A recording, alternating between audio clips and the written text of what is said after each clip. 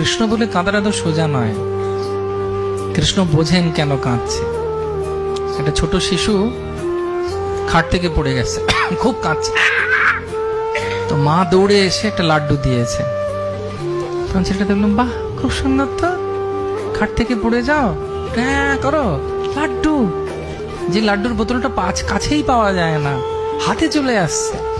তো পরের দিন ইচ্ছে করে পড়ে গেছে, পড়ে খুব কাঁদছে, খুব কাঁদছে, খুব কাঁদছে। তো মা তো আর আসে না। তারপরে মায়া কান্না বন্ধ করে চোখ মুছে মার কাছে রান্নাঘরে গেছে, গিয়ে বলছে, মা কালকে কাঁদলাম, তুমি এলে, আজ এলে না কেন? তখন মা বলছে, কালকে তুমি কেঁদেছো আমার জন্যে, আজকে লাড্ডুর জন্যে কাঁদছো, আমি চাই। সেজন্য কৃষ্ণকে ভালোবাসে যখন আমরা